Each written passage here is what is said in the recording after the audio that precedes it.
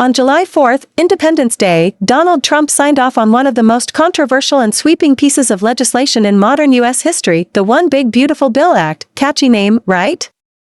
The Chinese internet calls it the Big and Beautiful Act, and honestly, that's exactly how Trump would describe it, but this bill didn't come easy.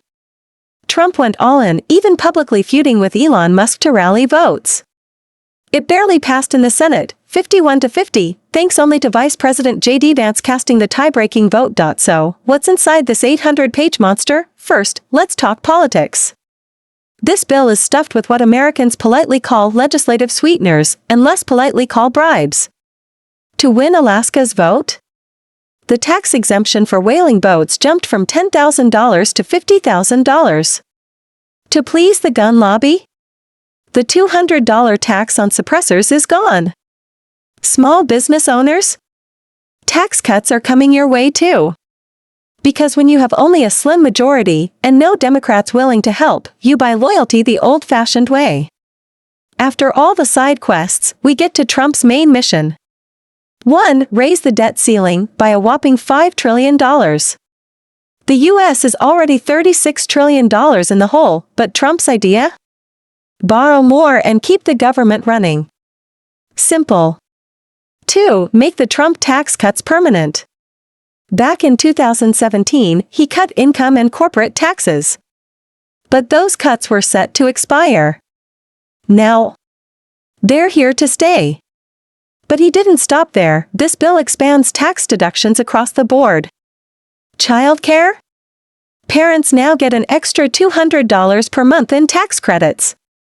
Seniors over 65 with income above $75,000? An additional $6,000 deduction. Freelancers and small biz owners? You can now write off tips and overtime up to $40,000 if you earn under $150,000. Even SALT deductions, those write-offs for high state taxes, jumped from $10,000 to $40K. Sounds generous, right? But here's the catch, over the next 10 years, these tax cuts will cost the government $4 trillion. So where's the money going? Welcome to ICE 2.0. That's right. Immigration and Customs Enforcement now has a budget of $100 billion, more than 3 times what Italy spends on its entire military. $46.5 billion goes to expanding Trump's border wall. $30 billion for expanding ICE manpower. $45 billion for new detention centers, 100,000 beds. $35 billion to fund local police and border patrol to support ICE operations. Trump isn't just building walls, he's building an immigration crackdown machine. Someone's gotta pay for all this. And it's not going to be the rich. The bill guts Obama-era healthcare subsidies, with new requirements like working 80 hours a month to qualify. Experts estimate 12 million people will lose access to affordable healthcare. Food stamps? Also hit. Now you need to work to qualify, and states must cover 20% of the cost, plus penalties if they accidentally give food aid to an undocumented immigrant. Translation: less help for poor Americans, more savings for the feds. The bill also nukes Biden's clean energy subsidies. Remember those $7,500 EV tax credits? Gone. Federal loans for wind and solar? Gone. This directly slashes support for companies like Tesla, and explains why Musk and Trump are now frenemies. So what's Trump really doing? He's betting big on Reaganomics 2.0. Cut taxes. Spend like crazy. Pray the economy booms. But here's the thing. Reagan's trickle-down era also exploded the national debt and led to a recession.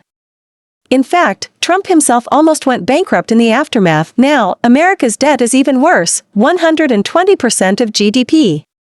And Trump's adding $2 trillion more each year. So why do people still back this plan? Because to many conservative voters, this isn't just policy, it's payback. Immigrants getting deported? White heavy checkmark.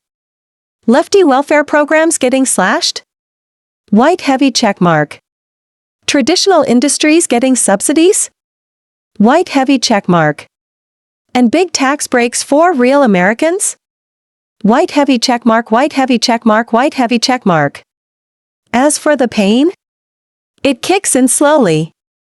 Most cuts won't hit until after 2025, when Trump might be out of office. Classic boil the frog strategy. At its core, this bill reveals what we've known for decades: there are two Americas, a progressive, coastal America chasing the future, and a conservative, heartland America trying to bring back the past. This bill isn't just policy. It's a statement: if the future isn't working for us, we're doubling down on the past. And for now, that strategy is winning votes. Trump's big beautiful bill is bold, brash, and deeply polarizing. Is it economic genius or fiscal suicide? Only time and $40 trillion in debt will tell. But one thing's for sure. Trump may not be building bridges, but he's definitely building walls with money.